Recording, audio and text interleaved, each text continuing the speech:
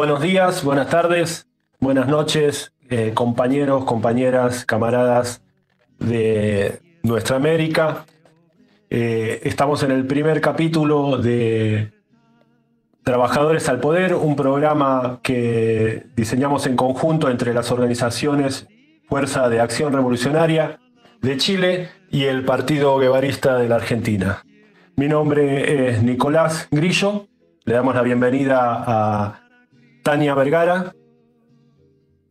Hola compañeros, un gusto estar acá con ustedes. La verdad es que para nosotros como Fuerza Acción Revolucionaria, contar con esta instancia de poder abrir el debate político serio respecto a los temas que son contingentes para nosotros como revolucionarios que nos llaman al desafío de construir una corriente revolucionaria para América Latina, nos enorgullece un montón, nos pone muy contentos, así que estamos, como decía, muy felices y nada, esperamos que sea muy provechoso. Aprovecho de presentar también a Cali, que está con nosotros. Buenos días, compañeros. Comparto todo lo que dice Tania y también nosotros nos sentimos felices y a la vez orgullosos de poder dar este paso con el objetivo de fortalecer la unidad de los revolucionarios y poner en un primer plano la lucha de los trabajadores por conquistar el poder y avanzar en la dirección del socialismo. El 10 de agosto pasado se cumplió un año del asesinato de Facundo Molares en manos de la policía de la ciudad de Buenos Aires, en Argentina. Tenía 48 años y todavía le quedaba mucho por hacer. Lejos de una intención biográfica, quería hacer un repaso sobre algunas cosas de su vida que nos marcan quién fue, cómo se construyó a sí mismo, siempre en relación a lo colectivo, a su militancia y su ejemplo. Facundo comienza a militar de adolescente en la Federación Juvenil Comunista de la década del 90. En Villa Crespo, donde vivía Facundo, el oeste del conurbano bonaerense, la cosa estaba mal como en todo el país. Quien presidía el gobierno del Estado burgués era Carlos Saúl Menem. Quien gobernaba la Argentina era la Embajada de Estados Unidos. Ya en el 2001, Facundo vive la gran rebelión popular que hizo volar por los aires al gobierno de la Rúa y volteó a 5 presidentes en una semana. Pero a pesar de los por lo menos 39 muertos y más de 500 heridos por la represión, no pudo imponerse una alternativa revolucionaria, ya que más allá de la predisposición a la lucha y los heroicos combates, el pueblo argentino no contaba con una vanguardia revolucionaria pertrechada en la teoría y en la práctica del marxismo-leninismo que pueda conducir toda esa fuerza hacia la victoria de la clase trabajadora sobre la burguesía.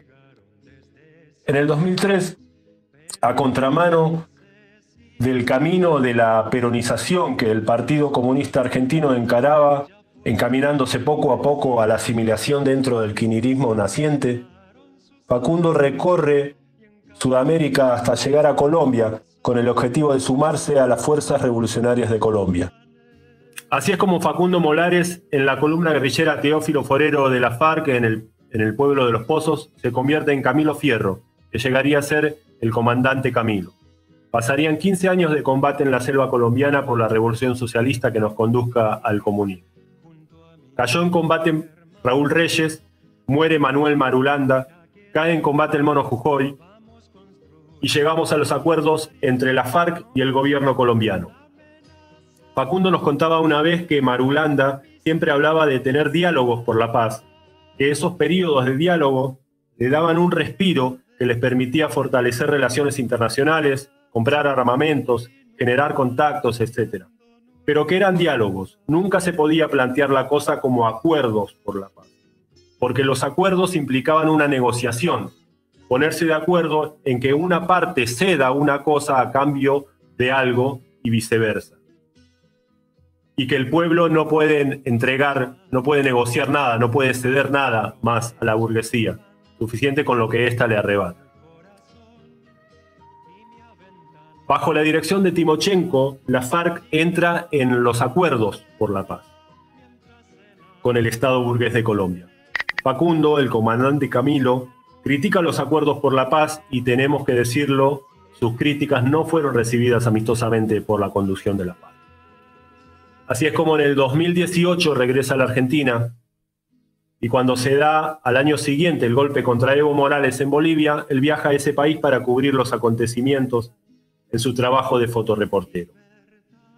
Lo esperaban 3 disparos, 23 días en coma inducido, que le dejaron secuelas cardíacas y la pérdida casi total de la visión del ojo derecho. 13 meses de detención en una cárcel de Bolivia, acusado de terrorismo. En el 2020 puede volver a la Argentina, y entre el 2021 y mayo del 2022, durante el gobierno peronista de Alberto Fernández y Cristina de Kirchner, es detenido con un pedido de extradición a Colombia. En agosto del 2023 a Facundo lo matan mientras denunciaba la farsa electoral. En el Obelisco, junto a su organización Rebelión Popular y a los compañeros de Fogoneros, estaban diciendo que las elecciones que se iban a dar 2 meses después eran reaccionarias y eran una estafa para el pueblo argentino. Nosotros desde el Partido Guevarista también estábamos en campaña por el no voto, y casi la totalidad de la izquierda nos decía que eso era hacerle el juego a la derecha. En fin, ganó Milei y hoy gobierna gracias al apoyo de los senadores y diputados y gobernadores peronistas, que incluso le pusieron a algunos funcionarios, y de todos los partidos de la burguesía, incluyendo al Frente de Izquierda, que solo cumple el papel de legitimar el juego parlamentario y darle un tinte democrático y plural. Facundo, el comandante Camilo, fue un revolucionario consecuente, un comunista de verdad. Por eso los PC no lo querían. La vida de Facundo y su asesinato nos recuerda que para luchar por un cambio radical en la vida de las mayorías populares, para lograr la revolución socialista hasta que no haya explotadores ni explotados, tenemos que encarar el camino de arrebatarle al Estado burgués el monopolio de la violencia. En parte de Latinoamérica, el progresismo y el reformismo entiende de que en Chile está gobernando la izquierda. El Partido Comunista es parte del gobierno, Boric supuestamente es un compañero que viene de las luchas, así que seguramente Tania nos contará de que por esos lados está todo muy bien, ¿no? Sí, la verdad es que en nuestro caso, dado que ahora nos toca la parte de coyuntura, a nosotros nos gustaría abordar un tema que precisamente refuta bastante bien la idea de que Boric es un gobierno que puede representar los intereses y las necesidades de los trabajadores. Y un elemento puntual donde nos gustaría profundizar tiene que ver con la realidad en la que también se circunscribe, ¿cierto?, el desarrollo propio del capitalismo en Chile, que al calor de las últimas décadas ha madurado, y en ese proceso de maduración, uno de los elementos y factores importantes que se entiende como, entre comillas, conquista de la clase trabajadora y, entre comillas, como conquista de las mujeres, esto también aprovechando de llamar a mención, ¿cierto?, las reivindicaciones del feminismo, que principalmente es una corriente, a nuestro parecer, de carácter progresista, ¿cierto?, y burgués, desconoce las consecuencias brutales que ha tenido para las mujeres de nuestra clase la realidad de incorporarse al trabajo sin condiciones reales para poder hacerlo. Esto, a lo que nos referimos principalmente de cara a la coyuntura, es mencionar una noticia que salió hace algunos días atrás respecto a la muerte de un bebé de 8 meses en una guardería ilegal. Respecto a esta noticia, ¿cierto?, y lo que sucede detrás de ello, porque, bueno, para la Crónica Roja es muy atractivo hablar de la muerte de un pequeño bebé, lo que se omite, ¿cierto?, es las características en que se da esta situación. Es decir, por un lado, para dar un poco de contexto, este bebé es hijo de una pareja de inmigrantes dominicanos, naciente acá en Chile. Sin embargo, dada la situación del lugar donde vive, ¿cierto?, una comuna popular, es decir, Estación Central, una comuna popular de la región metropolitana, la familia se ve obligada a incorporar a este niño en una guardería para poder trabajar. trabajar en lo que la mayoría de las mujeres de la clase y la mayoría de las mujeres inmigrantes les queda para trabajar, que es el trabajo informal o muchas veces el trabajo en lugares de donde, digamos, se encuentran los pequeños comerciantes, y desde ese punto de vista no tienen la posibilidad de acceder, por ejemplo, a un sistema infantil, de cuidado infantil, legal y con condiciones dignas para que los niños estén. Este niño estaba al cuidado de una mujer que de manera ilegal tenía esta guardería, ¿cierto? Con otros niños más, digamos, se cuidaban alrededor de 10 o 15 lactantes. Y en ese contexto, el niño, que llevaba aproximadamente 4 meses en esta guardería, muere durmiendo boca abajo en una cuna. Eso nos produce una profunda ofuscación y molestia y dolor también, porque estamos hablando de un niño de nuestra clase que no muere en manos de esta mujer, sino que muere en manos de un sistema que le niega a las mujeres de la clase la posibilidad de trabajar y de resguardar las condiciones de vida de su familia dignamente. En Estación Central particularmente, el déficit de jardines infantiles para menores triplica la cantidad de niños que hoy día pueden acceder a jardines infantiles. Estamos hablando de que básicamente alrededor de 800 niños acceden a un jardín público, y hoy día las listas de espera alcanzan los 1.600 niños. Y esto no es solamente un problema que se da en esta comuna o a nivel local, sino que se da a nivel nacional. Ya para el año 2020 había una tasa, un déficit de un 52% de niños entre 2 y 3 años que no podían acceder a salacunas o jardines infantiles legales, institucionales, y que se veían obligados a ir a guarderías ilegales o simplemente a quedarse al cuidado de familiares dentro de sus hogares o de hogares de personas conocidas. Lamentablemente esto no solamente tiene un impacto, ¿cierto?, en lo que corresponde a la noticia, es decir, el riesgo vital para estos pequeños en condiciones que no son las seguras para ellos, sino que también habla de un déficit en el desarrollo de estos niños que no tienen las mismas herramientas que los niños que pueden acceder a un establecimiento, ya sea institucional o ya sea abiertamente privado. Porque recordemos que acá en Chile, a partir del desarrollo del capitalismo monopolista y principalmente con la privatización de todas las necesidades y derechos sociales de la clase, hoy día también el acceso a educación escolar se ha privatizado, y por lo tanto, cuando hablamos de los jardines públicos, los jardines en manos del Estado, hablamos de un porcentaje que no cubre toda la necesidad de la población trabajadora, y que muchos obligadamente, para poder acceder, o tienen esta condición, ¿cierto?, de llegar a un jardín o una guardería ilegal, o abiertamente la alternativa, que es inviable para nuestra clase, es pagar un jardín privado, un jardín particular en manos de empresarios, que hoy día bordean en promedio, como dice la prensa, ¿cierto?, a comienzos de este año, en un análisis que hace sobre los costos de los jardines infantiles, un promedio de 460.000 pesos para poder tener a su niño en un jardín privado. 460.000 pesos en Chile significa alrededor de poco menos del sueldo mínimo, es decir, algo impagable.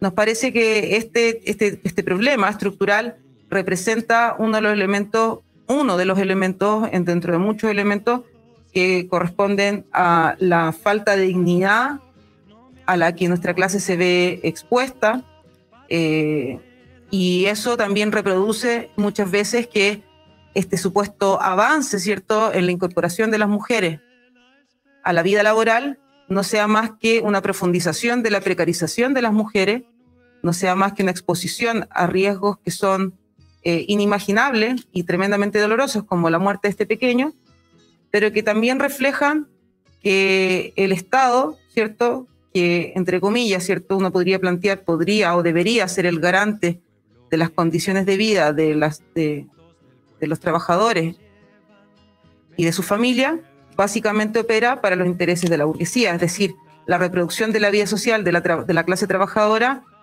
mientras pueda cumplir con las necesidades de la acumulación de riqueza de la burguesía no genera una mayor conflictividad ni moral ni política, y que hoy día, así como pasa la situación lamentable de la muerte de este pequeño, que bueno, por cierto, no es la primera vez, ya hace menos de un mes atrás otro pequeño se lanzó de un departamento que también era una guardería ilegal, y que había estado en ese minuto solo en la guardería, y esto refleja también el profundo, no solamente que estas condiciones que para el Estado son realmente conflictos menores, sino que incluso daños colaterales para nuestra clase, para nuestra gente, para las mujeres de nuestra clase, es una situación insostenible, y no solamente, como decía anteriormente, dolorosa, sino que además indigna para nuestra gente. Básicamente lo que con esto queremos decir es que el problema estructural que hoy día se nos genera a partir de la realidad de nuestra clase y a partir de la realidad de las familias de nuestra clase es que el déficit provocado en este caso, ¿cierto?, por el acceso a un lugar seguro, un lugar que tenga las condiciones integrales para el desarrollo de los niños, es básicamente un elemento que, si bien no pasa de ser un daño colateral, pasa a ser una reivindicación que hoy día, lejos del feminismo que levanta las banderas de los intereses de la pequeña burguesía, requiere con urgencia ser parte de los elementos, de las demandas, las reivindicaciones que nuestro pueblo debe levantar y sobre las cuales nosotros también tenemos que hacernos cargo en la perspectiva estratégica de pensar cómo pretendemos o cómo aspiramos a construir una sociedad que sea capaz de realmente dignificar la vida humana. Eso. Bueno, camaradas, en un texto que no me acuerdo ahora en dónde estaba, Lenin nombra de que hay tres tipos de países. Países imperialistas, los países dependientes y la Argentina. En ese momento Lenin no sabe cómo describir a la Argentina, después desarrolla un poco más en un texto. Lenin en ese momento no pudo definir bien a la Argentina por su complejidad, pero vamos a esperar que en este momento Cari pueda desarrollar de alguna manera cómo vemos la coyuntura actual en Argentina. No es una tarea para nada fácil. Bien, compañeros, me han metido en un compromiso. Voy a tratar de, en lo más breve posible, definir la coyuntura.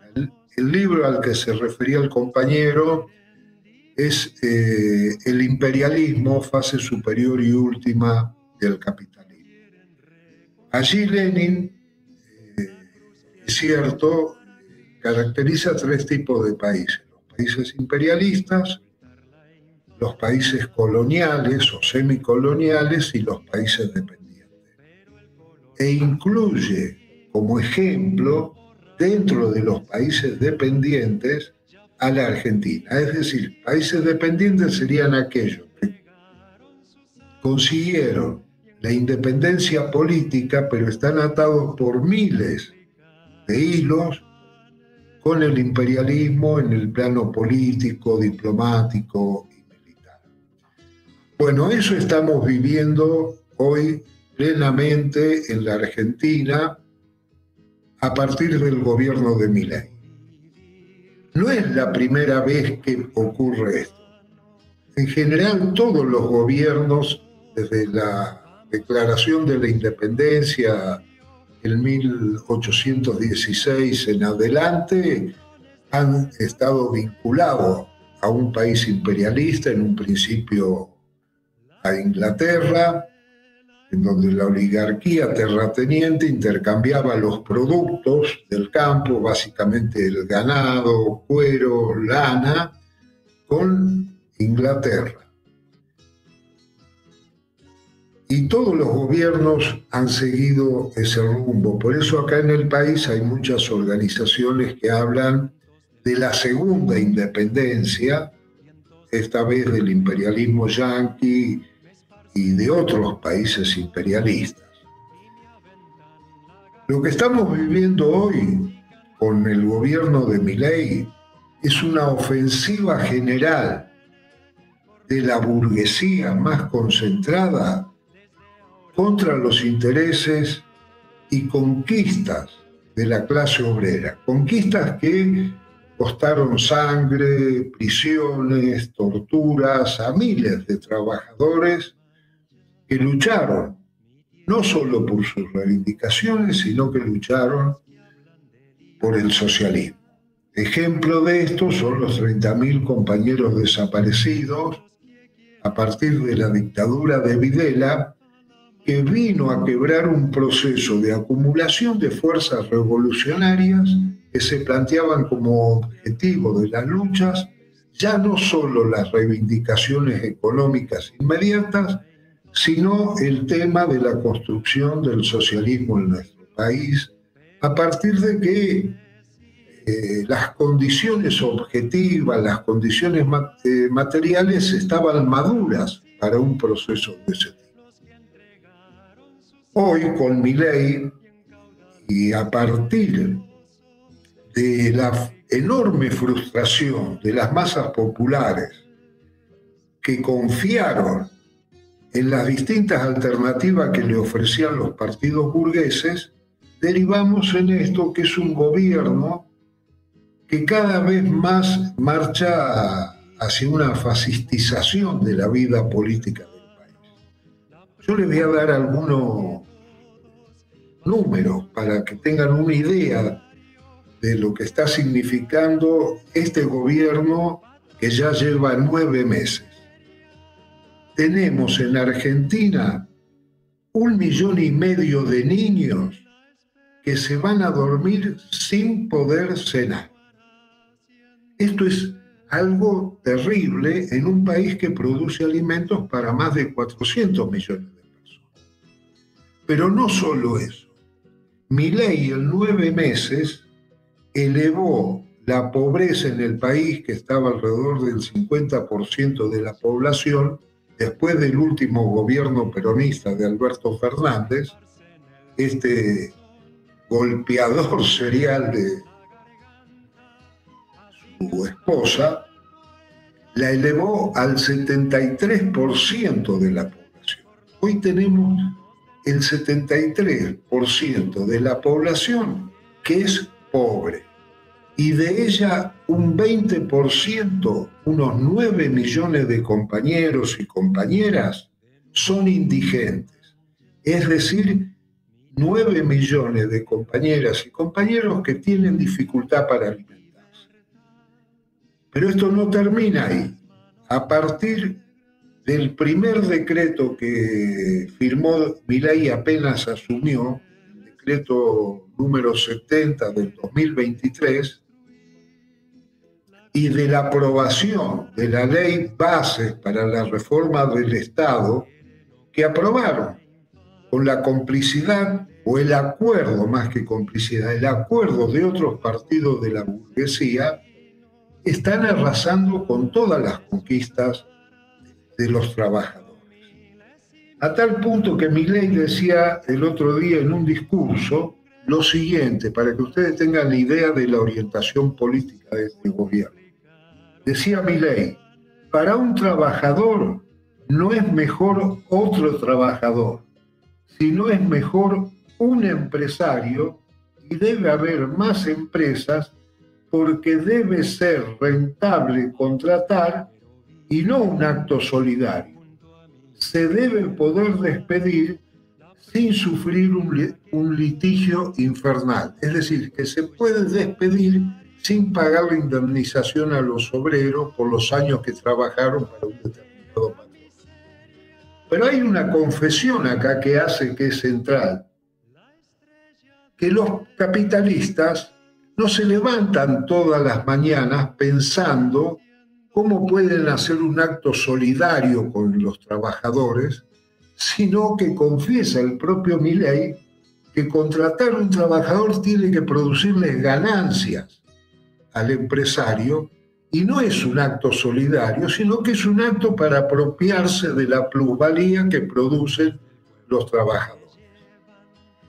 Y esto se complementa, por eso digo que es un ataque en todo el frente de la lucha de clases, con el intento llevado adelante de indultar a los genocidas, a los criminales de la última dictadura militar que hoy están presos. Hay que decir que pasados 48 años del golpe de Estado y de la masacre que produjeron con robo de bebés, más de 500 bebés robados de las madres que eran secuestradas y después asesinadas, se está trabajando para indultarlos o que tengan prisión domiciliaria. De todos esos miles de genocidas que hubo, 600 tienen condena firme y el 80% de ellos está con prisión domiciliaria. Solamente quedan en las cárceles 74 represores a los que ahora se intenta indultar y que fueron visitados hace unos días por los diputados de La Libertad Avanza, el partido de Milei. Y bueno, ahora hay todo un escándalo, se quiso discutir el jueves la expulsión de los mismos de la Cámara de Diputados, y entre una parte del peronismo, el radicalismo, el PRO, la coalición cívica y partidos de la burguesía impidieron que se sancione esa ley para expulsar a estos diputados que habían ido a visitar. Y se completa esto con que Argentina ahora, a pedido de los Estados Unidos, va a fabricar municiones para proveer al ejército fascista de Ucrania. Es decir, nos involucra en un conflicto internacional junto con el apoyo decidido, abierto a Israel en la masacre que están produciendo en Gaza con el pueblo palestino. Todo esto lo están llevando adelante sin que haya una oposición decidida a enfrentar toda esta política. Si no hay negociaciones, toma y daca, pero que le permite ir avanzando en toda esta política. Claro, hay sectores de la izquierda que dicen o plantean de que hay una debilidad de la izquierda para enfrentar esta situación. No aclaran qué tipo de debilidad es esta que tiene supuestamente la izquierda. Hay una debilidad numérica, podemos decir, pero la debilidad principal, la debilidad fundamental, es una debilidad de carácter ideológico. Es decir, se ha luchado y hay movilizaciones por las reivindicaciones económicas inmediatas, por la comida para los compañeros que viven en la pobreza, por aumento los subsidios, pero no hay un planteo de lucha abierta contra la burguesía y de llevar adelante una revolución que termine con esta burguesía criminal, porque lo que están haciendo es verdaderamente criminal, y darle una salida revolucionaria a este problema. Por eso, nosotros consideramos que hoy la lucha ideológica es fundamental, ahora y siempre, pero en estos momentos, si no se plantea una alternativa para la clase obrera, para los pobres, para los campesinos sin tierra, el pueblo no encuentra una alternativa que sea viable. Porque acá lo que se está aplicando, y con esto termino, lo que se está aplicando es la doctrina de shock. Hay un libro muy interesante de Noamí Klein que, tomando la experiencia que hizo Pinochet en Chile,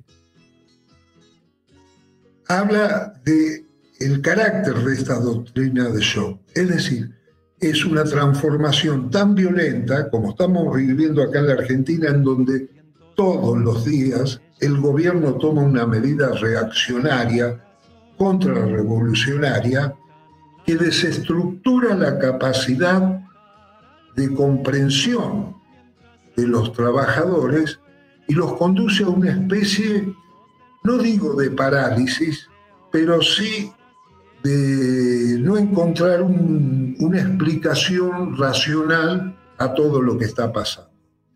Esto es lo que está produciendo Milei, con salarios que están todos por debajo, la gran mayoría por debajo de la línea de pobreza, con jubilaciones que no alcanzan los $100 y que conducen al hambre a millones de jubilados, que no han dejado de comprar los medicamentos, que viven por la ayuda de los hijos cuando los hijos pueden, y se han generado una pérdida en la calidad de vida impresionante. Bueno, brevemente este panorama que seguiremos en próximas ediciones de nuestro programa, vamos a seguir desarrollando. Muchas gracias, compañeros y compañeras. Bueno, hace un par de semanas, el 28 de julio, se dieron las elecciones en Venezuela. Bueno, fue un fenómeno que trajo bastantes polémicas y que sirvió para diferenciar las aguas entre distintas posiciones dentro del progresismo, dentro de la izquierda, dentro del reformismo. Dentro de la izquierda en particular se dieron algunas posiciones muy divergentes. Estaban quienes apoyaban directamente a Maduro como si la experiencia venezolana fuese una verdadera revolución socialista. También estaban otros sectores que lo acusaban directamente de dictador por hacer un fraude electoral dentro de la democracia burguesa, como si eso fuera algo novedoso o extraño. Pero bueno, nos dio para charlar y para debatir durante un par de semanas y encontrarle distintas aristas a este problema. Lo que veíamos eran estas posiciones de una suerte de fetichismo de la democracia burguesa, como si esta democracia burguesa nos pudiera llevar de alguna manera hacia el socialismo. Bueno, acá en este bloque vamos a debatir un poco entre los tres, Tania, Cali y yo, sobre esta experiencia en Venezuela. Sí, bueno, a mí en realidad hay varias cosas que me llaman la atención y que hemos conversado ya con los compañeros en estos días. De hecho, ya creo que hace una semana sacamos alguna declaración al respecto. Pero vale la pena profundizar en algunos elementos. El primero de ellos tiene que ver con, voy a poner acá a los detractores y a quienes se ponen a favor del proceso venezolano o de Maduro particularmente, y sobre los detractores particularmente del proceso, principalmente vemos ahí aquellos sectores que hoy día se entienden en Venezuela una expresión de dictadura y que levantan la bandera de que no se puede apoyar ninguna dictadura porque lo que hay que defender, entre comillas, es la democracia. Tanto de estos sectores como de aquellos que en el fondo reclaman o para bien o para mal, porque si las actas corresponden, no corresponden, o que muestren las actas para ver quién fue realmente el ganador. Lo que está de fondo en esta crítica hacia el gobierno de Maduro, también estos sectores que en el fondo ponen y entraban en el debate en el problema de las actas y el problema de los votos, es que finalmente lo que se pone al centro es la defensa de la democracia burguesa.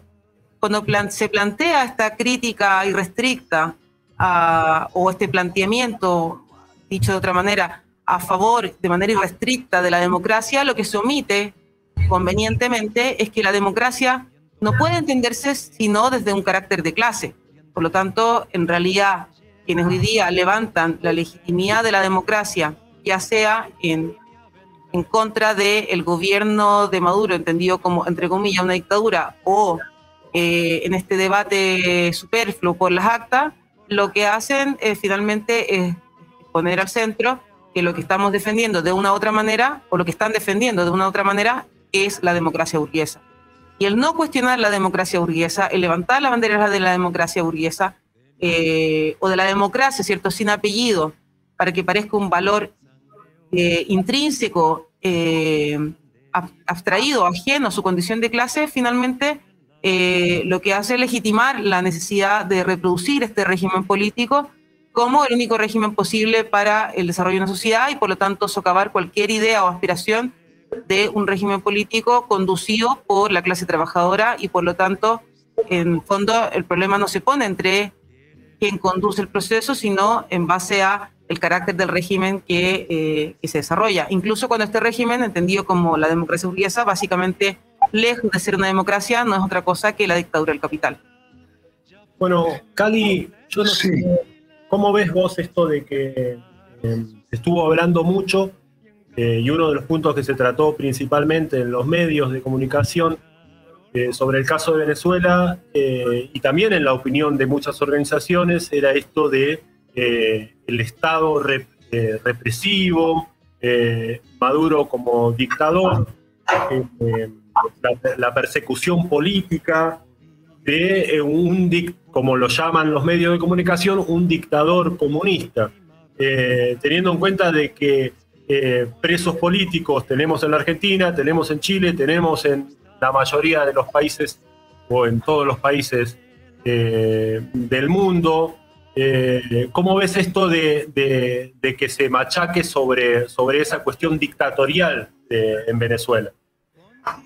Sí, mira, yo básicamente coincido con lo que decía Tania, en el sentido de que la reivindicación de la democracia en general, como un valor a defender en cualquier momento, oculta que en realidad el carácter de clase de la democracia, si es una democracia burguesa o es una democracia proletaria, una democracia de los sectores obreros y populares. No es pequeña la diferencia, digamos.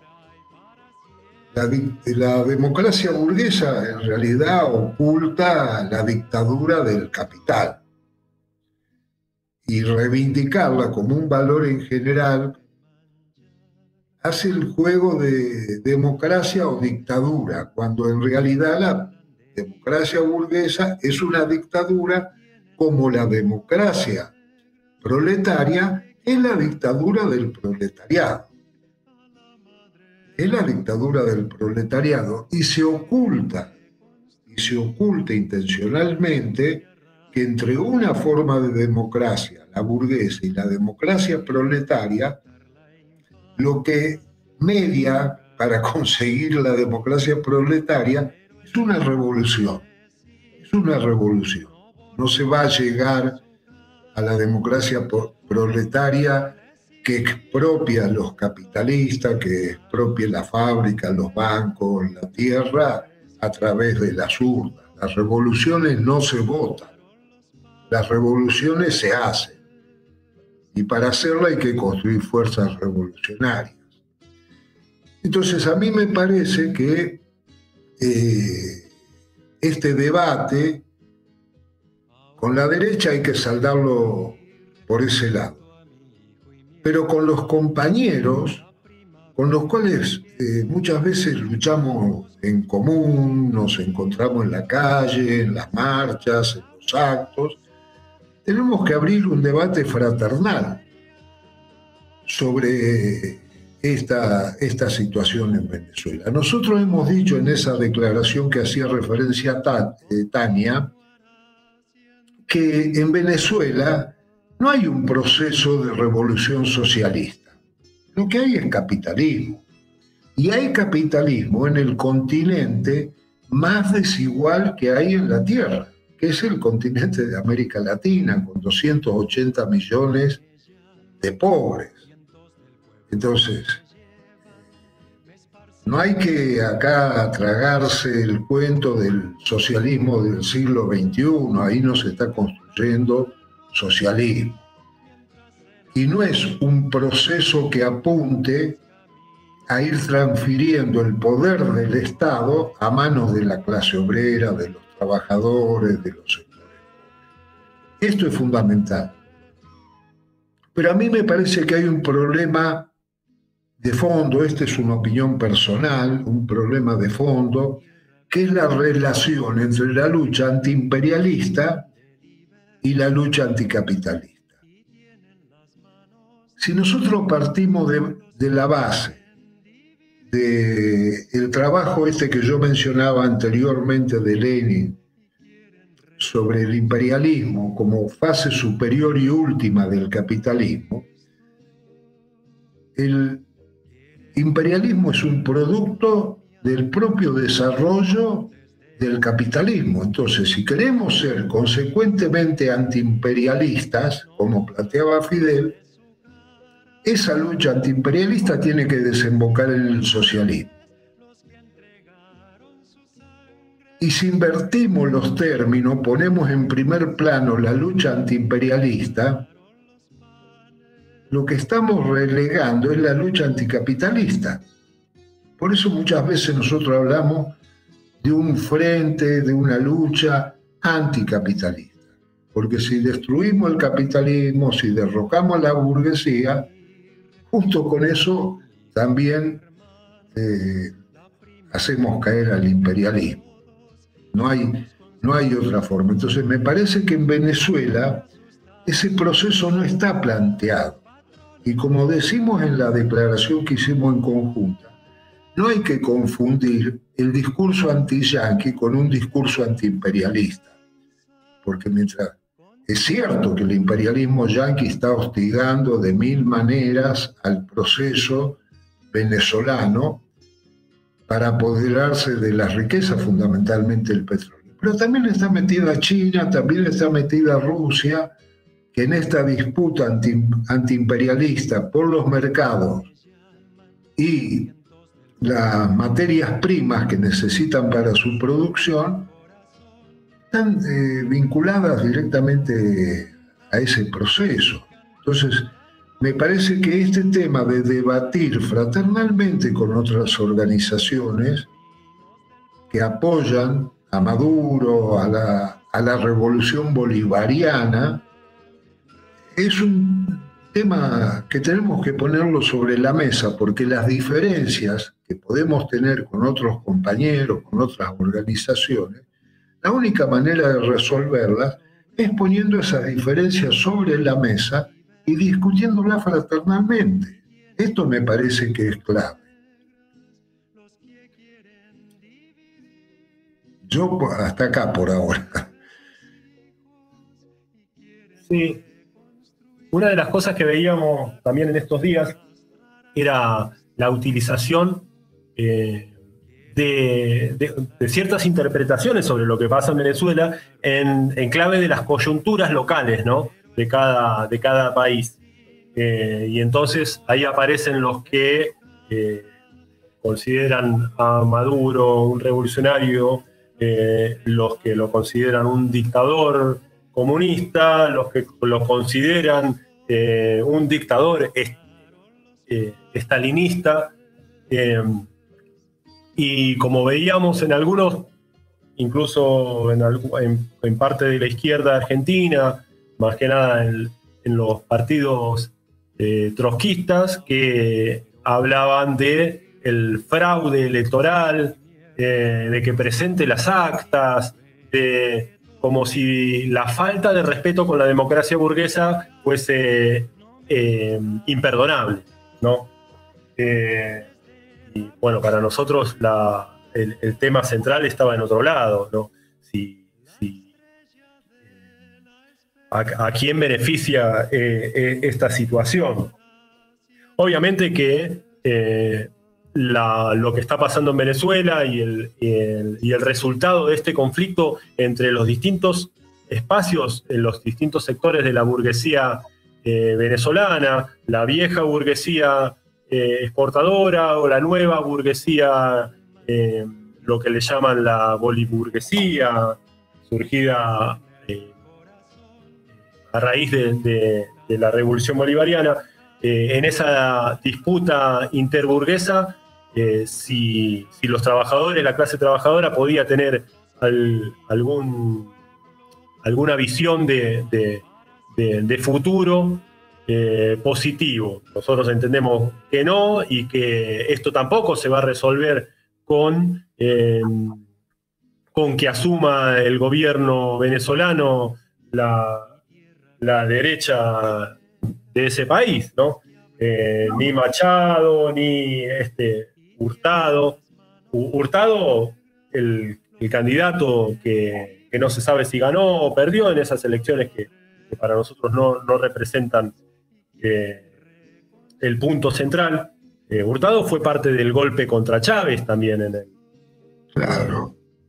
Y Machado, Hurtado y toda esta ultraderecha fue parte del lockout petrolero que hicieron entre diciembre del 2002 y 2003. O sea, son dentro de la disputa interburguesa, son parte de la burguesía más rancia, pero sigue siendo una disputa interburguesa. Para nosotros la salida a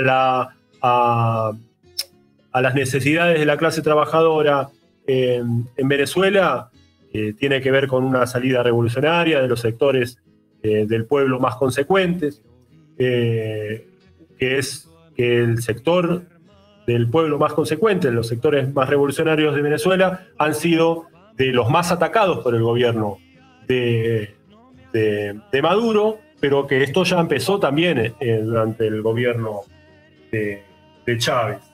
Sí, mira, yo el otro día estaba mirando acá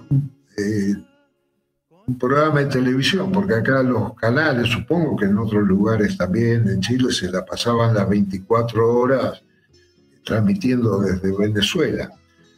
Pero había un periodista que le hacía reportaje a la gente en la calle, bueno, preguntándole cuánto era un salario promedio en Venezuela, que la gente decía más o menos $150, con unos bonos que entrega el gobierno podían ser entre $180 a $200. Luego ese mismo periodista se traslada al barrio más caro de Buenos Aires, donde viven los sectores más ricos, entra en un restaurante y pregunta cuánto sale un menú para comer en ese restaurante. Y el dueño le dice que sale entre $20 y $100. Es decir, quiere decir que hay una parte de la burguesía venezolana que en una cena se puede gastar lo que gana un trabajador en un mes. Esto para ver las desigualdades y ver que el proceso allí no va en una dirección al socialismo. Y es más, si vos comparás la revolución cubana con la revolución venezolana, hay una diferencia enorme. En Cuba se destruyó el aparato del Estado, se derrotó el ejército, a la policía, se expropió la tierra, se expropiaron las fábricas, los bancos. En Venezuela no ha pasado nada de eso. No se ha destruido la estructura del Estado burgués. Y el Estado burgués es un Estado de clase para reprimir a la clase trabajadora, a los que luchan, a los que se levantan contra todas las injusticias. Entonces, pueden tener un discurso anti-yanqui, pueden tomar medidas, el propio imperialismo yanqui lo puede hostigar como realmente lo hostiga, pero acá se trata de trabajar por la independencia de la clase obrera, de los sectores más humildes. En Venezuela, como acá en Argentina, como en Chile, como en toda América Latina. Porque hay otro problema, que el fracaso, la frustración que producen estos procesos, después arrastran a la masa, al pueblo, hacia los sectores más reaccionarios. Lo vivimos acá en Argentina, la frustración que sufrieron con los radicales, con el peronismo, terminó derivando el Milei. Y ni hablar de la izquierda reformista, electoralista, que también contribuye a la frustración de los trabajadores, de los sectores más humildes, en encontrar una salida favorable a sus intereses, ¿no? Sí. También una cosa que nos llamaba la atención en estos días era esto que en Argentina por lo menos se viene trabajando los medios de comunicación y la derecha en general desde hace ya bastantes años, casi 2 décadas podemos decir, esto de que no nos convirtamos en Venezuela, de que que primero esto de que el kirchnerismo era de izquierda, entonces si el kirchnerismo gobernaba nos íbamos a convertir en Venezuela, cosa de que no pasó ni una cosa ni la otra, ni el kirchnerismo era de izquierda. Ahora estamos como Venezuela. En Venezuela, pero pasó todo lo contrario, ¿no? Esto de que asume la ultraderecha en Argentina y todo lo que se levantaba como fantasma de que no nos convirtamos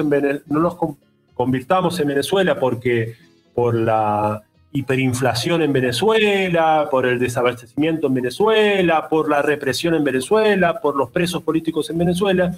Todo eso está pasando hoy en la Argentina con un gobierno de ultraderecha, ¿no? Entonces,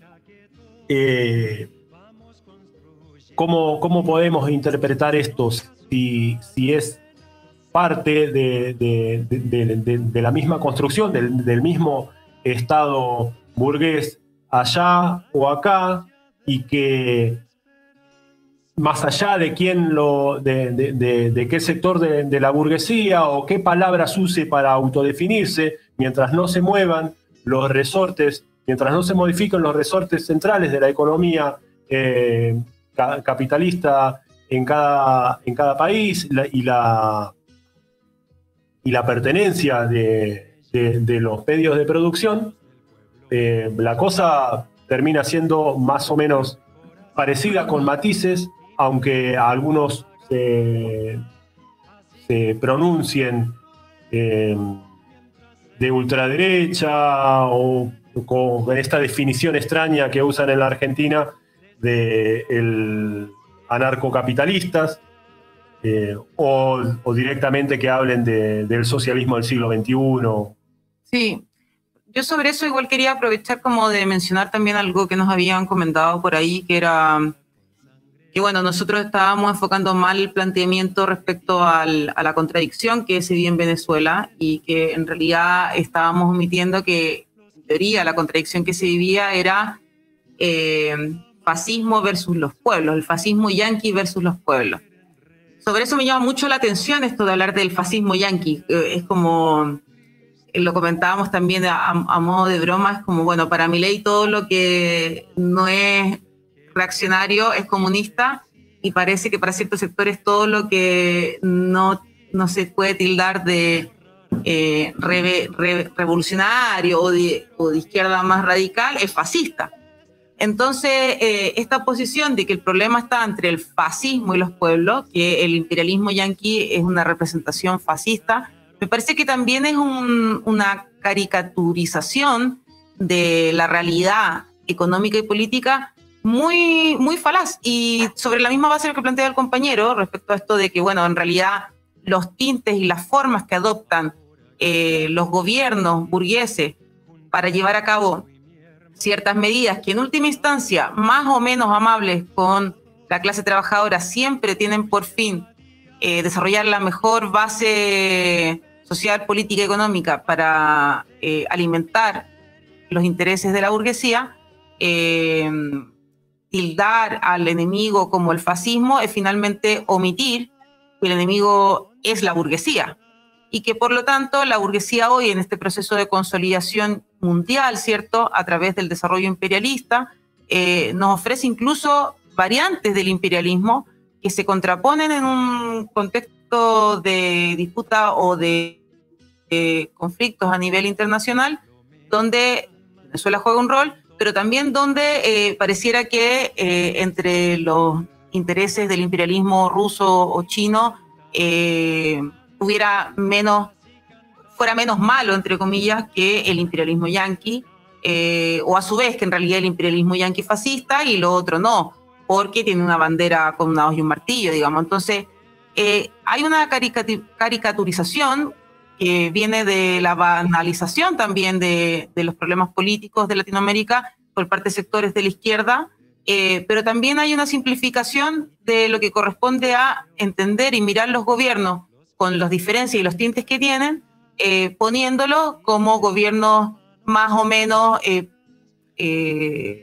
representantes de los intereses populares, pero que finalmente ese juego es una falacia, solamente omite que en realidad no importa el tinte del gobierno en América Latina, sin excepción, digamos, o en el grueso de América Latina, sin excepción, lo que dirige a los gobiernos es la burguesía, solo interesa la burguesía, por lo tanto son gobiernos burgueses. Y de ahí me gustaría también sentar ciertas bases que a mí me parece son relevantes, es decir, en Venezuela, como decía Cali, me parece que es muy importante recuperar eso como un elemento central. No hay socialismo ni ha habido un proceso de transición al socialismo. Lo que hay es un régimen burgués, ¿cierto?, con tinte nacional populista, con acuerdos significativos con el imperialismo chino y ruso, pero que eso es sostenido sobre el ideario, básicamente desde la consigna y la agitación de conceptos populares o radicales para legitimarse con el progresismo internacional. Luego de eso, también hay que entender que ni el imperialismo yanqui ni el imperialismo ruso o chino son representación del fascismo, son representación de la burguesía, de la gran burguesía mundial.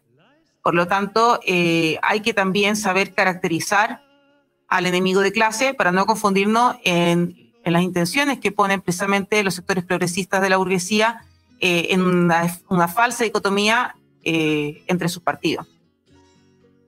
Sí, en ese sentido también veíamos cómo en la Argentina se acusa de fascista a Milei. Nosotros no consideramos a Milei como fascista, porque el fascismo tiene una concepción más corporativa y nacionalista que Milei no tiene, ¿no? Eso no lo hace menos malo, pero sí tenemos que caracterizar de la manera más exacta que podamos su política. Estamos promediando ya, más que promediando, estamos terminando ya con nuestro margen de tiempo, pero bueno, me parece que una de las cosas que podíamos sacar en conclusión era que un gobierno no por tener más participación del Estado, porque el Estado se ponga al frente de algunas empresas o de que intervenga de alguna manera en el mercado, eso no lo convierte en socialista. Si no hay como decíamos, un cambio de manos en lo que hace a la propiedad de los medios de producción y la participación del pueblo en ese desarrollo. Bueno, no sé si Cali querés decir algunas palabras para cerrar, Tania, y ya parece que nos estamos despidiendo. No, yo simplemente saludar este primer programa y esperemos que sirva para avanzar en la unidad de los revolucionarios a través de debate franco y fraternal, y sobre todos estos temas que de actualidad. Y me siento muy feliz de haber podido participar en este programa. Así que muchas gracias y hasta la próxima, hasta el próximo programa. Sí, igual que Cali, también me parece que este primer programa también alimenta el deseo y el interés de darle curso como está proyectado, porque finalmente nuestra mayor aspiración a partir de esto es también alimentar, como decía el compañero, el debate y las reflexiones entre los revolucionarios del continente. A mí me gustaría en ese sentido agradecer a los compañeros, agradecer la instancia, agradecer el esfuerzo de los compañeros que están en el back dándole soporte hasta este primer capítulo.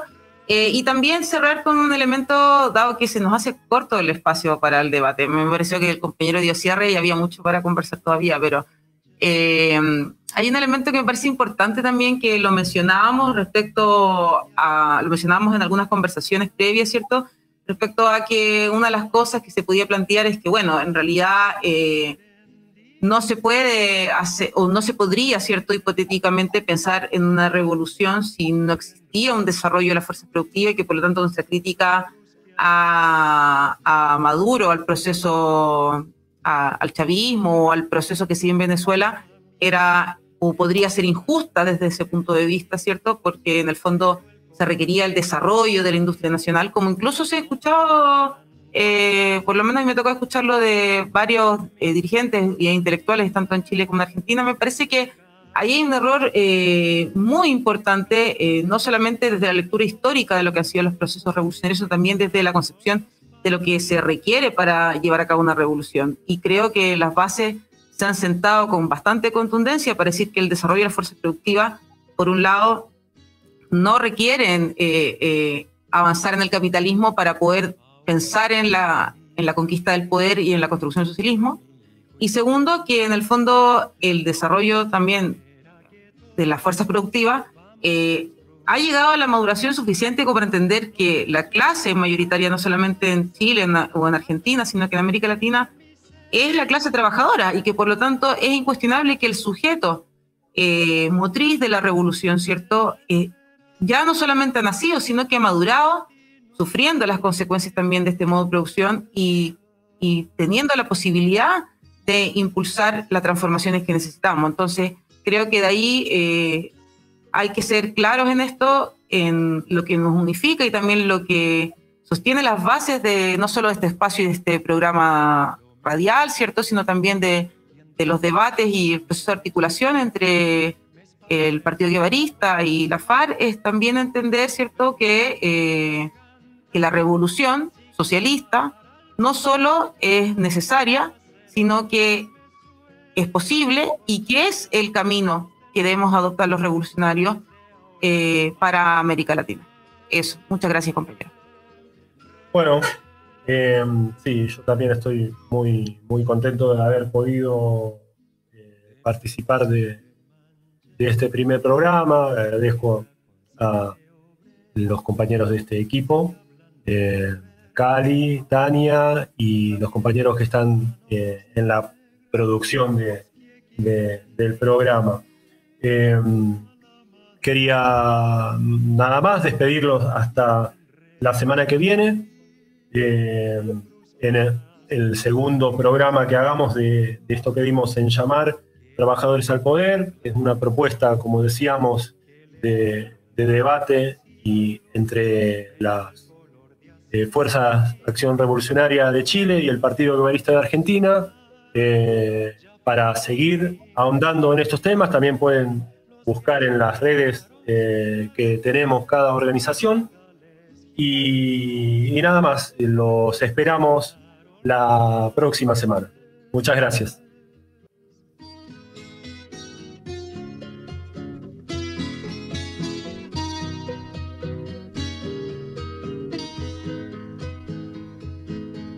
Ahora quiero vivir junto a mi hijo y mi hermano.